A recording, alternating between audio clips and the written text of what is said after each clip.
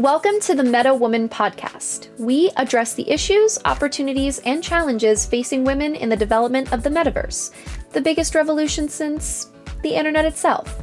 Every week, we bring you conversations with top female talent and business executives operating in the gaming and crypto industries. Here's your host, Lindsay the Boss Poss. The Meta Woman podcast starts now. Hello, and welcome back to the Meta Woman podcast. I'm your host, Lindsay the Boss Poss. Together, we're going to have conversations about what it's like to be a woman in the gaming industry. From struggle to success, we're covering it all. To our returning listeners, thank you so much for supporting the show. I look forward to reading your messages when you send them. It's so nice. Please be sure to leave a 5-star rating and review and tell a friend about the pod. That whole spiel that I'm sure all of you who listen to podcasts get every time you listen to a podcast. And for our new listeners, welcome. I hope you enjoyed today's episode. We have a really awesome guest this week. I'm so excited to introduce Sarah Dope, who is a celebrity entertainment and photography extraordinaire. Sarah's experience is for real so cool. I got to meet her last week and it was a lot of fun, a lot of interesting stories about the music, entertainment, and gaming world. So I'm just so excited to have you on, Sarah. Thank you for coming. Yeah, thank you for having me.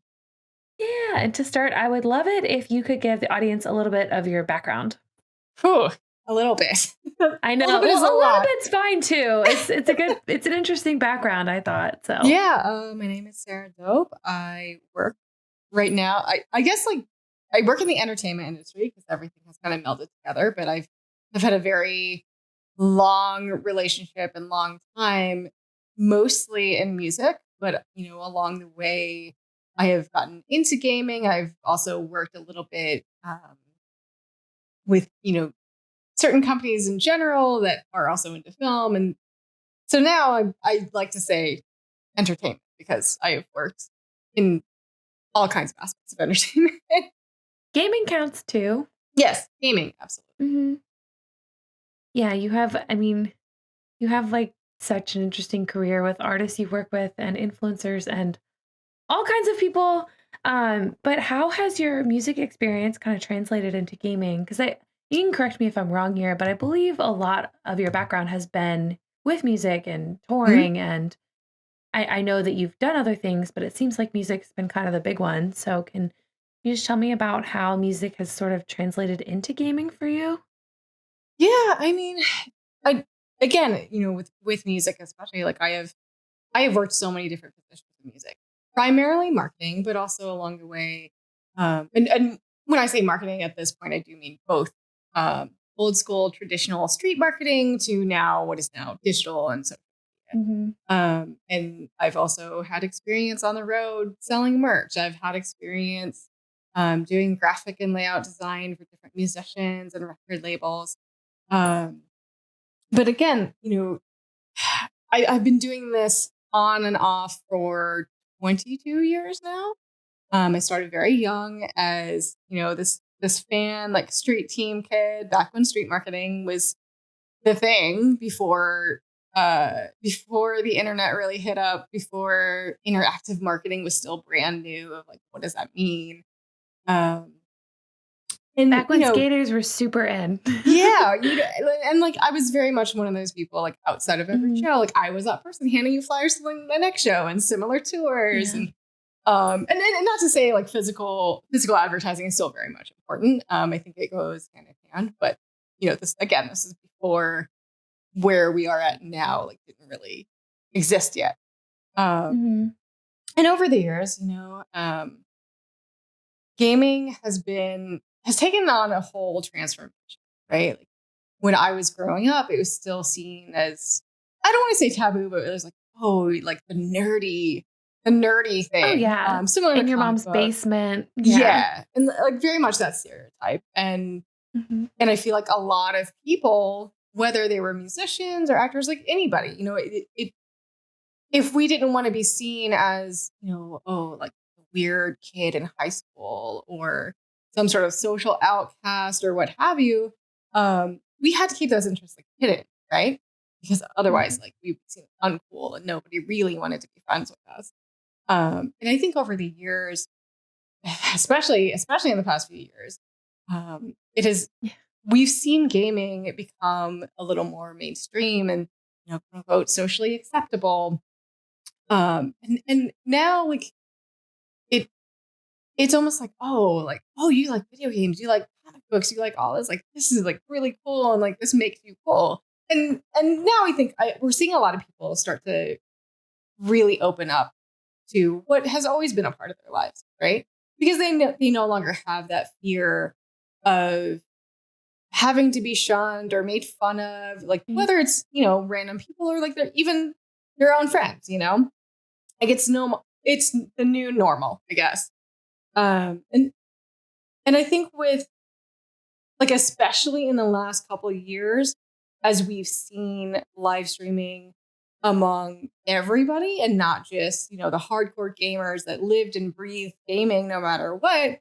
Before before the pandemic, before lockdown, we started seeing all of these musicians and athletes and celebrities like really go like, okay, well, I can't do my normal job right now and I need to do something, whether it's as a hobby or make some money off of it or what have you. And everyone really started looking at live stream platforms like, okay, like maybe everybody else was really onto something here, and like, oh, I can like publicly talk about this and people are accepting me and it's not weird anymore. And this is kind of where I stepped in with music, especially like I remember I had always told so many musician friends for at least the past 5 years, like, hey, like you should consider like streaming on Twitch, and it's no longer just a video game thing. Like there are people, like they have started opening up to other outlets, and there are people doing this. Like you should really consider this, if anything, like as an extra marketing tool. And I remember, even some of my own like personal friends were like, oh, Sarah, you're crazy. And then lockdown happened, and all of a sudden my phone blew up, and it was like, so remember when you were telling us about Twitch? Like, can we hop on a call? I'm like, you mean this thing I've been telling you to do for like a few years now? Yes. Years. Like, I'm so happy to help, but I'm from also being gonna right, like tease you about it. Yeah. Oh yeah, that satisfaction from being right though had to be so nice. Yeah. And I think it's cool, like especially and we kind of touched up on this the other day, especially where live stream platforms are now, where they have also opened up like, hey, we don't want to be just a game stream platform anymore. We do want to open up to these other types of streams, whether it's IRL or like from the musician perspective. There are musicians streaming their shows, their rehearsals. Sometimes it's literally just them chatting, and it's just that kind of extra look into their lives. And if you really think about it, it is another form of social media and just having that personal connection with somebody who, again, especially back in the day, like we didn't have that chance of like speaking to our favorite musicians or actors or like there was none of that. They were just completely not accessible. So yeah, that's where I kind of like slid right in, where I was like, oh, I can talk about all of these things and I can make these. It made the dots easier to connect. That's for sure. Do you have? I mean, I obviously know that we all know that Twitch is by far the biggest platform and all of that, and I think that at least when it comes to music, I've seen sort of a lot more creative things, like even Zoom concerts and whatnot. Yeah. But is there any platforms outside of Twitch that you're kind of looking at these days as like, this?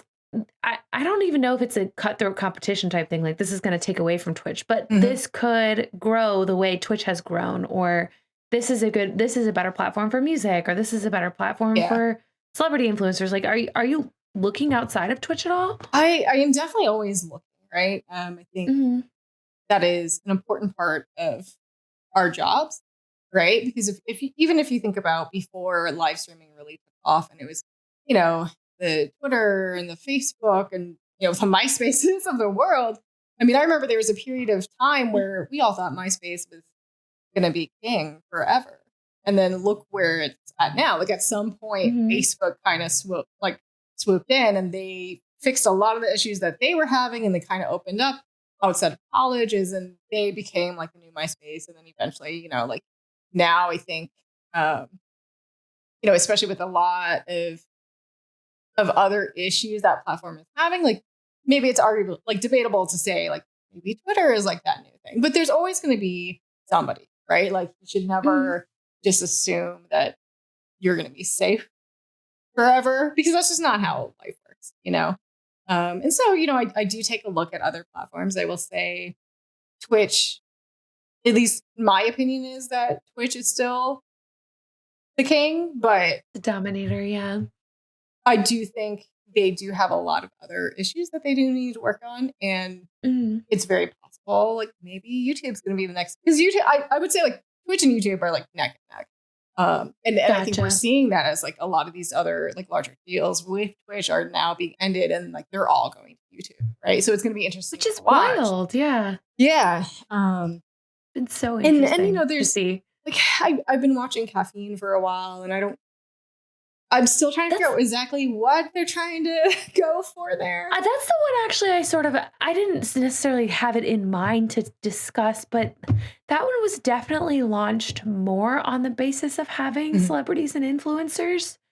And it just, it hasn't quite worked out. I think that's for a variety of reasons. I think the staying power on Twitch is really high right now. I mean, it really is hard to compete with those types of network effects, but I just wonder, I don't know, Caffeine was such an interesting idea, I guess. I didn't necessarily see it taking over Twitch, but I did think it was going to be a little bit more successful than it's been.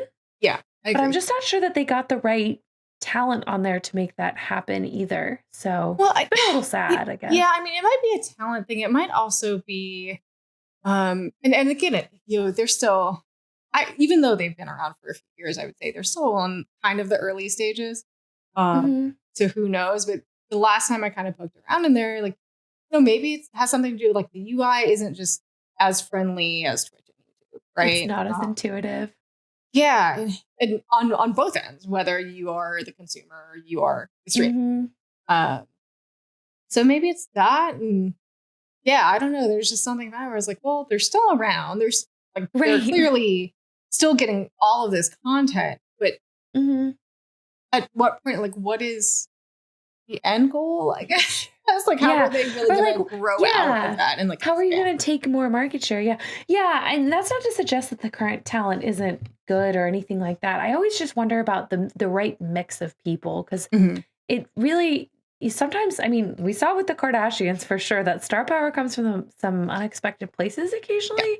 I just don't know that Caffeine, unfortunately, just hasn't quite had the right, the right juju or the right mix to kind of work all together in there yet. But that's, like you said, nobody should be getting comfortable, and that's not to say that they can't really figure it out. Like maybe it is that underdog that one day all of a sudden it's like they just trump everybody. You're like, wait a minute. Yeah. How did this happen? Yeah, exactly. I agree. Well, speaking of all of this kind of content creation stuff, I know I would encourage everyone to go look at your photography, because it's very cool. Like you're very talented. It's really interesting. I think it fits so well with gaming culture, the kind of creativity that you bring and what you do with your photography. But how, you're one of the first people I've had on the show that's kind of has a really artistic and creative side. I've talked a lot of, I shouldn't say you're the only one, because I don't actually know, but I talked a lot about business with a lot of other people and haven't gotten to explore that artistic side with other guests. But could you talk a little bit about like this artistic side, how you bring it into gaming, what you do with it in the industry, the interaction between art and gaming? Yeah, I definitely it's like multitask. Like I've always been the type of person to have my hand in a lot of different pots. I was actually having this discussion with somebody else the other day, where I feel like any job I go to, of course, like any company, you have a job description, but I always ultimately end up doing extra things like outside of that, just because, and especially now that I am older and I have all of this experience now, it's like, especially now where I'm like, oh, well, I can do this and I know how to do this and I know about music copyright from my times here, so I can help out with this. And with photography, like, like even at my current job now, like we have our own photography team and they're fantastic. But usually if we are doing photo and video shoots that involve some of the clientele that I manage, like I will also bring my gear at the very least to get some like cool behind the scenes stuff. And then that way, you know, whether that gets used on social or maybe it's used internally, you know, on decks when we're trying to show the rest of the company of like, hey, this is what we did over the weekend and this is kind of the direction that we're going. Like at least I have that to help like present and like give them an idea rather than just you know, words on paper of like, yeah, this is what everything looked like. So there's that. And then, you know, I do still do photography as like a side job too.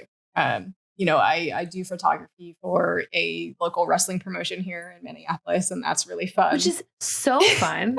Yeah, can we go on a little tangent about that? How did you get into wrestling? Like that's especially local wrestling. That's awesome. So when I was a kid, like I used to watch wrestling with my I have an older brother, and we used to watch wrestling together, like here and there. And then I kind of like fell off throughout the years. And then I kind of got back into it. I want to say like maybe 8 or 9 years ago now. You know, I was living in LA at the time, and my best friend was really into it. And at the time, she was actually training to potentially be a wrestler. Like she thought that maybe she wanted to pursue that as like her new career path.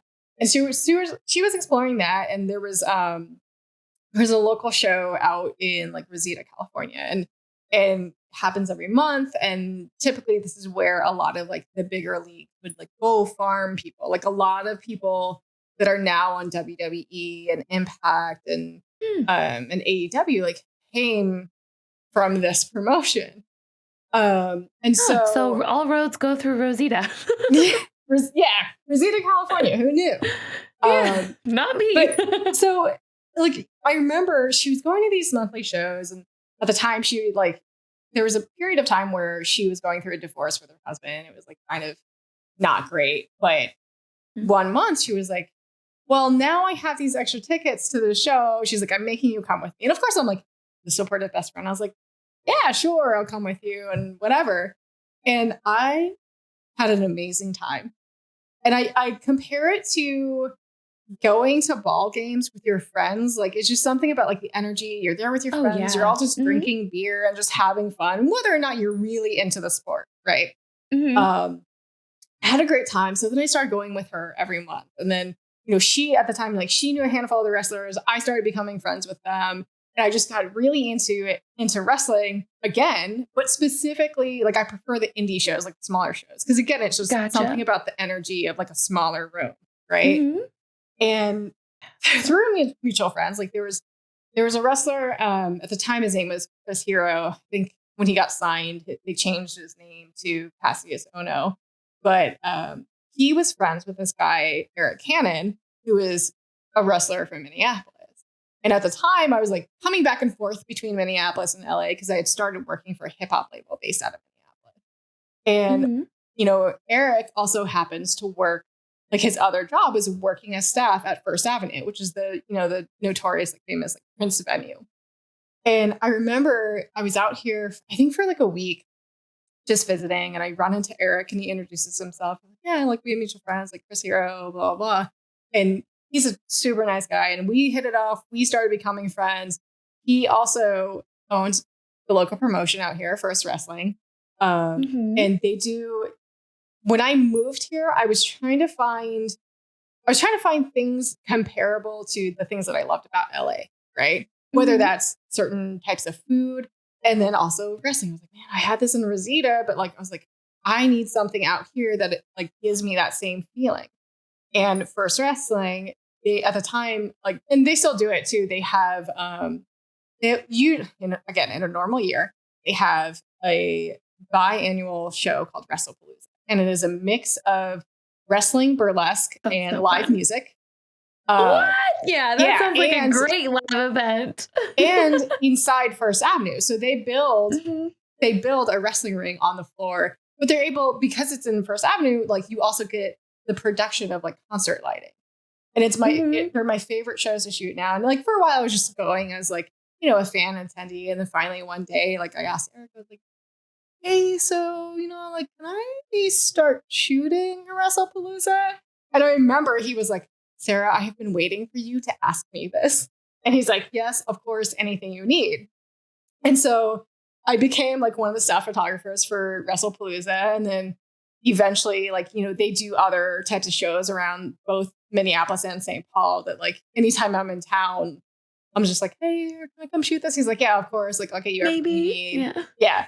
And it's just really fun. And it was almost refreshing because I've been doing concert photography for so long that with wrestling, especially when I'm shooting ringside, like I get kind of like a new rush because some of those matches also include, say, ladders and flying trash cans. And like it can get pretty wild where I have to be completely alert to make sure that I don't accidentally get hit, right? Which sounds crazy and wild, but I love it. I mean, money in the bank. Yeah. Gotta have a pretty big ladder for that one. Yeah. Yeah. And it's great really too, because a lot of the regular wrestlers on these shows, like, you know, again, I've become friends with them at this time that like usually they'll tell me beforehand, like, okay, like I'm gonna be looking for you, like for this. I'm like, okay, got it. Like we kind of like have a plan. That's so really cool. I think there's also a good lesson in there that that you asked to be included in this and to use your skills, and that on the other side there was such a reception to it. I think that really speaks well, first of all, to the environment that they've built at First Wrestling. Absolutely. That helps a lot. But it's also just, if you don't ask, sometimes it's hard to get anywhere. So I think that that's a good lesson overall. And this staff especially has been like, they've also been very supportive, you know, like I guess like any show or like anywhere you go, like, you know, you're going to run into people, specifically men, who are not as receptive of a woman, or they're, you know, they're calling out things towards like women wrestlers that are not so great. Right. And they pass it off. Like, oh, I'm just heckling, blah, blah, blah. But like, what's great to see is like this staff actually standing up to that and being just like, hey, no, we don't accept that. Like, nope, like not at our show. Right. And even like there have been a couple times where, you know, people have gotten a little too drunk and they're, you know, they're spilling their beer on me, or they're saying something that like I internally want to turn around and maybe punch them. But at the same time, I don't want to like cause a scene. And then afterwards, everyone's like, Sarah, you should have said something. Like everybody would have absolutely backed you up, and like nobody would have been like, oh, you know, Sarah's starting shit. But it's just kind of comforting to know that like, hey, like I've got their support.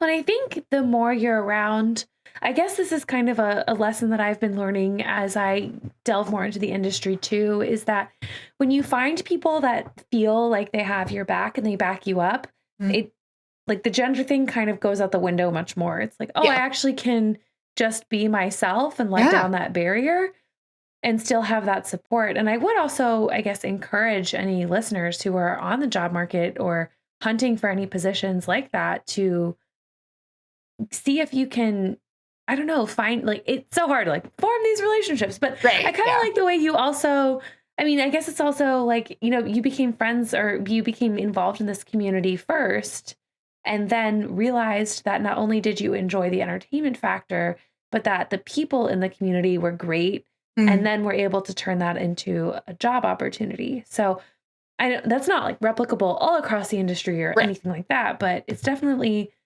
it's like if you find good people, try to make something happen. There is hope out there. Exactly. Well, and you've been working in these kinds of entertainment and creative music industries for a while.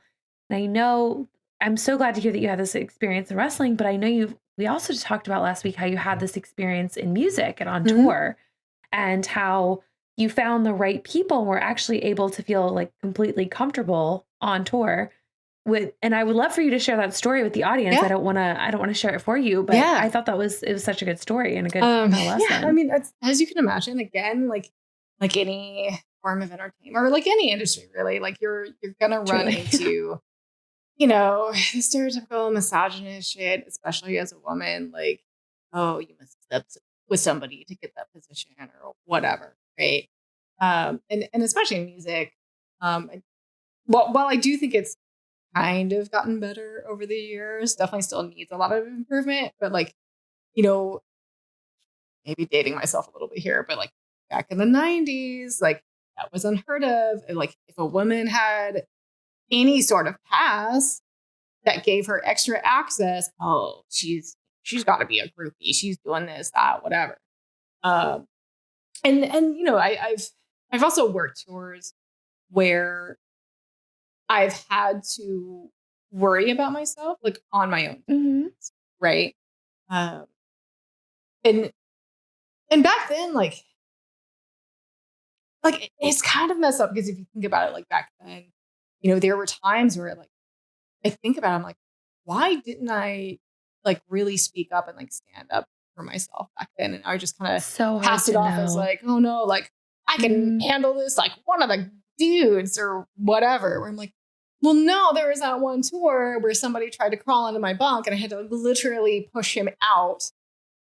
Like Yeah. that shouldn't have happened, and there should And have like been we some all sort used to of like laugh about that kind of stuff too. And yeah. I find myself still sort of laughing about it. Oh, it's so crazy that he did that. And it's like, I mean, it is crazy and it can be silly, but what it's more a sign of usually is the very unsettling power dynamic that a man can just crawl into your space. Right. And we're all just Yeah. supposed to laugh Oh, about and it. there was like no sort of like accountability after that. There was no action done, and everyone, he's like just including drunk. myself, just kind of Like, passed off like, no. oh, he was just drunk, right? Yeah. Where again, it's like I think always about like it. all of these things now. Where I'm like, wait a minute, like wait a minute. Anyway, Yeah. so you know, moving forward, you know, over the years, like, and I will like preach this band until the day I die because they're fantastic. I for 1 week I went on tour with Trivium, heavy metal band, and it's funny because so technically with my job now, like technically they're my client, but they've also become very good friends of mine. And even before I was working this job, we've had so many mutual friends in music. Like, you know, we had one friend specifically that was like, I need you guys to be best friends because you love all the same things. Like you both love gaming, love music, but also really love food and like good food. Like we love fine dining. We love finding like, you know, the best of the best in every city that we're at. Right. And eventually, so the singer of Trivium, his name is Matt, he had started streaming on Twitch. And, you know, he's like very early on streaming directly from his PlayStation. And I was like, you know, I love trivia. Like, this is kind of my chance. Like, I can educate him on like if he's serious about this, on anything he wants to do, whatever. And so I kind of sit in there. I was like, hey, if you actually really enjoy doing this and like think you want to kind of take it to the next level, like I'm more than happy to help you wherever I can. And we kind of started talking. And, you know, I was like, okay, like, you know, if you're serious about this, ideally you want to be on PC. You're going to have more control, better quality, like this and that. Like, here's some advice on like what PC parts to get if you want to build your own. You know, I have friends at Twitch I can introduce you to in case you need like additional help there.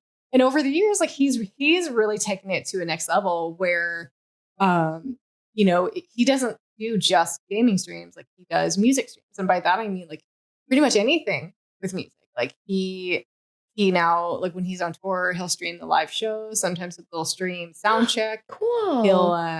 He also does jujitsu. He has his trainer on the road with him. So, you know, if everyone's comfortable, they'll stream jujitsu stuff. Like literally pretty much anything that kind of gets behind the curtain of like the mystery of Matt Hafey and Trivium, right? And it gives fans a perspective of like, oh, this is what they do at shows and this is what happens. And it's been really cool to see. And you know, he's become Twitch's primary example of like, especially during lockdown, it was like all of a sudden, oh, like all these musicians are coming at us very fast. Like they need to do something. Well, here's what Trivium is doing. And, you know, let us introduce you to them and they can kind of give some additional pointers. Show them the ropes. Yeah. Yeah. And so when I started working with Astro, like I kind of hit up him and I was like, let me know when you're ready to talk about headsets, but like specifically for the gaming portion of your streams, like I'll be here. Just let me know. Right. And eventually we started talking about it and we worked something out and, you know, we're still figuring out like cool ideas that we can do. Like for both his solo music, but then also the band's music. But because of that connection, recently he hit me up and he was like, hey, so I don't know if the company would approve this, but like we wanted to run an idea by you. Like we would love to have you on the road with us to do some additional photography. Like, cause they know that I can do live photography and concert photography. He's like, somebody who's also focused on getting like the sponsorship stuff too, that he's like both like we can use and label and Astro. Approved. And I was like, hell yeah. And so we went. So cool. It was Yeah. honestly the best touring experience that I've ever had. And I will say I was a little pampered where, we were on a tour bus, and I remember a few days before I was about to join, he hit me up like, would you prefer a middle or a top bunk? And I was like, oh my God, I get a choice? I was like, Matt, I typically don't get a choice because usually everyone's like, oh, Sarah, she's the smallest one. Just stick her at the top. And it is quite the challenge for me to climb up to the top bunk without like accidentally kicking somebody else or falling. And it's a challenge. I was like, oh my God, if I have a choice, like I'll take a middle bunk. He's like, yeah, no problem. Like wasn't even like, yeah, whatever she wants. As a small tangent, my cousin is 6'6" and works on tour and has a very specific bunk so that he can fit his leg. So I have heard about the treachery of choosing a bunk before for various reasons.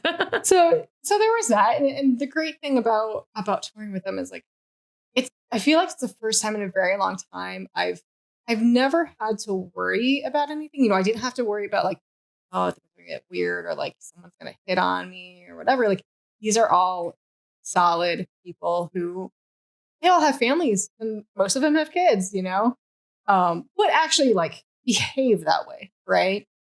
And being on the road, like even their road crew too was super accommodating, and they kind of kept making sure like, Sarah, like this is your home for a week, like treat it like your home too, like it's not just us. Like of course, like I'm trying to be like super polite. I'm like, hey, can I like grab a water? They're like, Sarah, this is your home. Like stop asking. Like unless it has a name on it, it is also yours. Like you are a part of the band.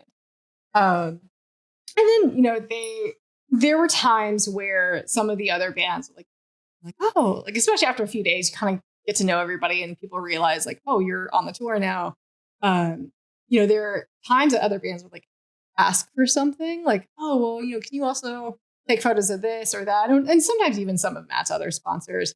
And every single time Matt was like, make sure you get paid for that. Like, let's make sure that you get paid for that, which is kind of a new feeling. Like I haven't had that in a very long time where someone's not like, oh, well, maybe you should get paid. But like, no, she should get paid for that. She should get paid extra. Like if you're going to have her do that, she should get paid. So it was very comforting. Well, it's amazing how just being shown any type of value, because as you spoke about before, I also have a natural tendency to go above and beyond at a job. If I like it and care about it, I will do my best at it and do more than what is written in the job description. But it's so nice to have someone recognize that, and instead of using it to their advantage or just giving you, a nice little pat on the head and moving on, actually sort of stepping in and saying, like, let's work out how you're going to get paid and speaking with the appropriate people. And I think for me, that was a good lesson in how to be a good colleague or even just a good friend. And especially to creative types and I think people have this, especially since everyone has social media now and there's a ton of photographers and videographers and graphic designers for very cheap.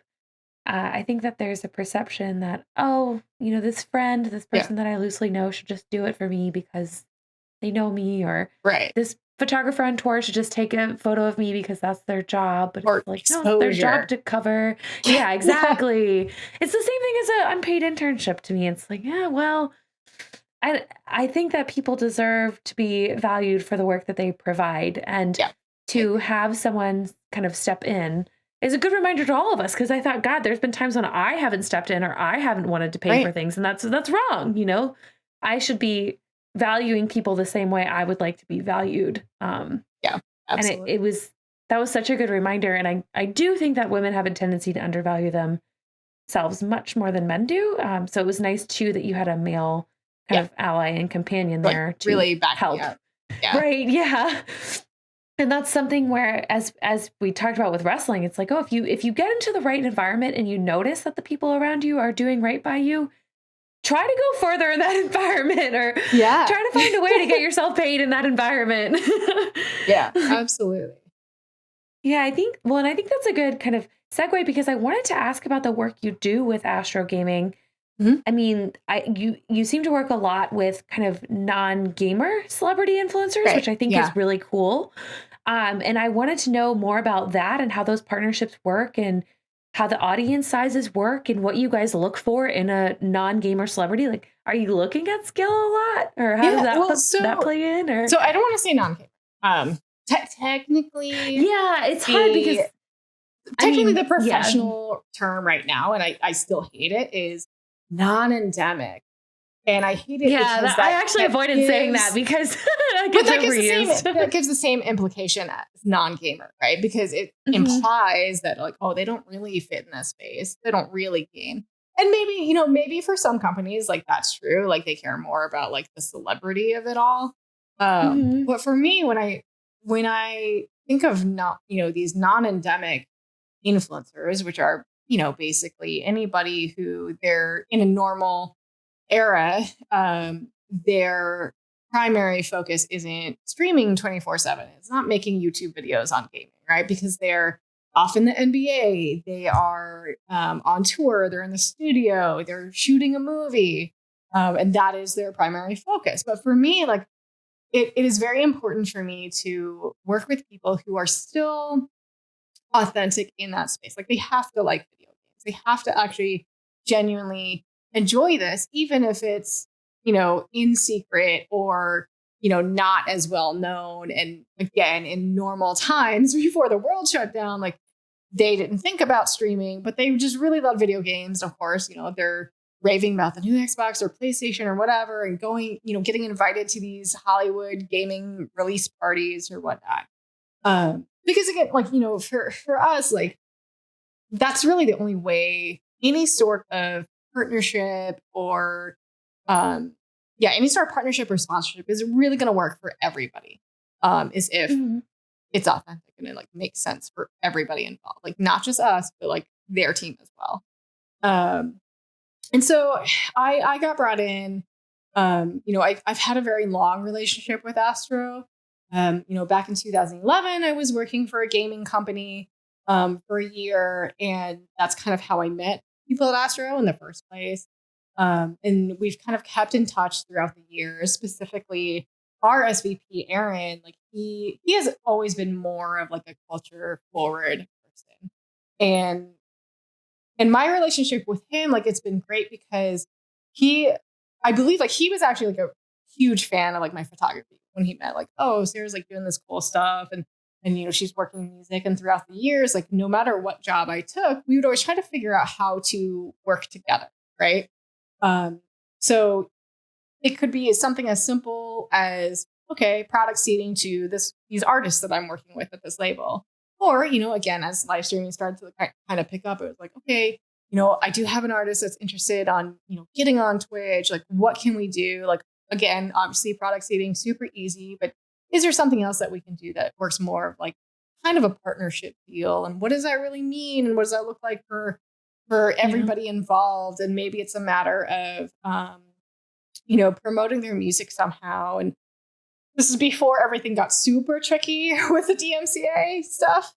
And even, it was like 2014, like, the label I was working for, we were actually working with Twitch on, the Twitch music library. And it was like their beta version of basically working out these deals with different labels of allowing certain songs to be used by streamers without having to worry about that copyright strike. And so we were the first hip hop label to actually get involved with that. And so maybe it was a matter of, like, okay, let's figure out something there. Like, since it is stream safe, like, what can we really do to push that out together? And then finally, about, I think it's been like 3.5 years now. I was kind of winding down on doing social media work. I was still, like, I had started freelancing for some people, and I was still doing social, but I knew, I was like, I want to get out of this. Like, I've been doing social media for 10 years. It's taking a toll on me. Yeah. And I get was trying to that. figure out like what was going to be my next move that I thought I might be happy with. And coincidentally, around the time Aaron had hit me up and he was like, hey, so we actually have some space open on our influencer management team. And would you be interested in like coming to help us out? Like we think, especially where gaming is now, and it's a little more, open to everybody else. Like you are that person that we want because of your experience with all of these non-endemic people.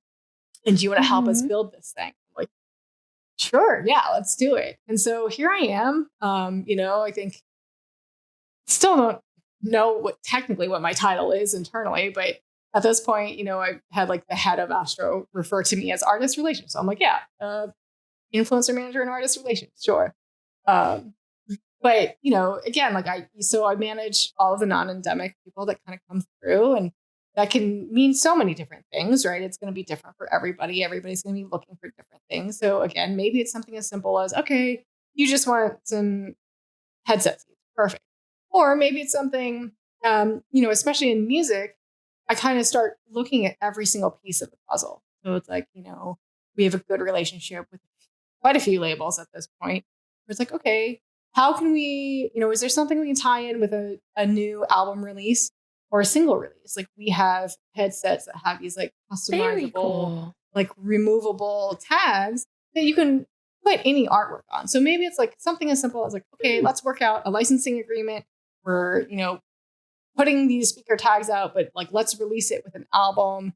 Give us your marketing plan. Like, let's start getting everything rolling. Or maybe it's, okay, like we've definitely tested the waters before of doing like music newsletters.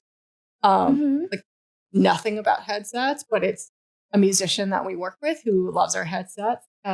He was putting out a new EP. Like, can we get one track off of that where it's a free download and we are the only, like our newsletter is the only place to get that free download, right? We've definitely done stuff like that. That's so cool. Yeah. And we've, funny enough, we did sponsor a music tour and then the world shut down. I forgot about that. Yeah. So, there's this artist Greaves and again, like, it's almost like the domino effect in my life. There's a hip hop artist named Greaves, good friend of mine. I used to work for his label. That's how we know each other. And again, throughout the years, we're trying to figure out how to do things together, whatever it is. And again, like he also uses our headsets. And so him and his manager came to me and they were like, hey, we have this idea of like, would Astro want to sponsor this tour? This is how much we would be looking for, like basically just helping cover the cost of the bandwagon. And then they would, skin it with the Astro logo. And, because this is still kind of new, we're like, yeah, let's do it and just see what happens. But how do we also do something that helps tie that in as to like, okay, why is Astro sponsoring a music tour? And so the way that we, especially for those who aren't familiar with him, so it's like, how do we kind of tie more of this together? So aside from that music newsletter that we did, we ran a contest of giving away 2 tickets to every single one of his shows. But 10 lucky winners also got kind of like a VIP upgrade where they would get to meet him and play games with him on this Astro bus. And he was going to hand them a pair of headsets in person. And we got through 2 shows of the tour. And then all of a sudden it was like, oh, this COVID thing is really serious and everything has to shut down. Oh my God. Unfortunately, yeah. I mean, we of course we still accommodated like everybody who won the headsets. Like, yeah, we can mail this to you. But unfortunately, like we just don't know where the state of things are at. And like maybe if things open up again and you want free tickets, like we're happy to like accommodate. But like right now, everything's gotta be shut down. But yeah, so we've been looking at like a lot of different things, and maybe it's a matter of like making some super custom headsets, like like we did with a certain athlete that we announced recently. Like we're always kind of looking at different, I guess, not traditional ways of working with musicians, because like I never want to be the person who like gets a budget for something and then just throws it at whoever's popular, and they maybe give us like a social media post and then call it a day. Like you didn't like the strategy, Firefest? Like I want to do cooler shit. Yeah, I want to do cooler and like more meaningful things. I totally get that. In terms of like, because I think the words partnership and authenticity, collaboration, I feel like they get thrown around a lot and maybe Mhm. not in the best of ways at Right. times. But I Yeah. I do have this question about, have you seen people who you've managed and people who you've worked with, have you seen kind of their audience coming into Astro World's community? Or I keep saying Astro Gaming's community. I know, I'm sorry. Yeah. Well, especially Not right now. affiliated with Astro World. I know. Please forget that Please I said no. that. Um, but anyways, are like, I guess, because I've had this debate before, but is it kind of the celebrity or the influencer bringing their audience to the gaming community, or is it the gaming community being excited to have the celebrity influencer there? I think How do it's you, a yeah, I think it's a little bit of both. I've definitely which makes the seen both. most sense, but Yeah. You know, like for example, there's this rapper Murs. He's he's like, rap legend and specifically on the West Coast. But again, longtime friend of mine, used to work for one of his labels and like eventually carried over to Astro. Like he's also a gamer and he's also gotten like, I believe he might have been the first rapper to be on Twitch and like really like use it all the time. Whether it was gaming, he also did at the time he broke the Guinness World Record for, I believe, longest rap, like 26 hours. That happened on Twitch. whoa, Yes. that's wild. Or longest freestyle rap, I think. Um, and it's been interesting watching him because of course, like he's going to bring some of his fans, right? Like, hey, I'm on Twitch now. Of course, they're going to like some of them will carry over, like, especially if they're already on Twitch for other reasons. Like, oh yeah, my favorite rapper's on Twitch. But then what's been cool to see is like, I will notice people in his chat, like, oh my God, like I had no idea who you were. And like, I just saw you on the front page and decided to check it out. And like, you can rap and I like love your stuff. And that eventually sometimes transfers to like merch sales, to ticket sales, like now that things are opening up. And again, like I've seen the same thing with Trivium. I've seen the same thing with a lot of musicians. Kind of like it definitely works both ways. Well, yeah, and that's kind of what I sort of figured, but it's always hard to tell because I mean, I know I don't know, I don't want to sound too judgy, but I think that a lot of these collaborations just seem empty, and I keep wondering which side is kind of winning, I guess, is the celebrity winning more of the gaming audience, or is the gaming audience, or is the celebrity's audience coming into gaming? So I think I it kind of it has to depend on depends. who does Like, it. yeah. Yeah. And how Which of well course it's is like a very done. vague answer. Like that's with Yeah. anything. Like it really depends on how it's handled. Like I think with some of the partnerships that we see, like again, if it's a matter of like very clearly like a cash grab, right? Like, okay, just throw money and call it a day and we get maybe one thing out of it and like get to say like, oh, we did this cool thing once, but like there's nothing that keeps going, then maybe it is one-sided, right? But I think as long as the both parties are kind of keeping things consistent, whether it's, content, like static content or live streams, or even like, I've seen like Trivium actually, they did a special edition of their album that you could only get through Twitch. Like you had to watch their live streams for that link Right. to be brought to this like secret link of like, oh, there's a special edition of the album. Like, I thought that was interesting. Neat. I think that might have been the Yeah, first that's time a I've super seen cool that idea. happen on Twitch. So I think as long as you're like finding, like continuously finding new ways, like keep your audience engaged, it can be very meaningful for like both gamers and, your typical hardcore. Makes sense. Do you have any advice for people who kind of want to get into this management space? Their artist relations. I don't know exactly what Yeah, like you said, I don't know exactly what the right word is. My but advice, especially if you're a woman, like do not let anybody tell you that you can't do this. Mhm. Like the amount of people that I've had tell me, oh, I can't do this, I can't do that. Like it's just, if I would have listened to them, I definitely would not be where I am today. I think that's great. Yeah. So I want to do a quick little summary before we get into the very last little segment.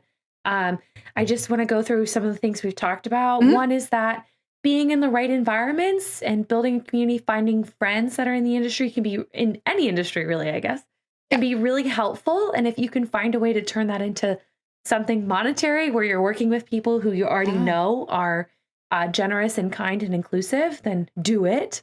The other thing, or one of the other things we talked about is just that. Sorry, I just totally lost my train of thought. We talked about a lot of things. I'm like trying to come back through it in my head. Yeah, which was great. But then another thing we talked about was how to be good to your friends in the industry. So standing up for people when it's appropriate, valuing artistic and creative pursuits as they should be valued, and valuing people the way that you would hopefully want people to value yourself. And then the third point that I want to bring up is the one you just said, which is much easier to recall, that you shouldn't let people tell you that you can't do stuff. So find the right communities, find the right people, make sure you value yourself and others, and then get after it, I think is the kind of the little lessons that we've learned in this episode. Of course, that last one is going to be a lot easier said than done. Absolutely. But, I think it's important to, and sometimes I have to remind myself of this, like to this day, is like, I think it's important to remember that, you aren't alone in this. Can often feel that way, but definitely not alone. And sometimes feel impossible, definitely not impossible.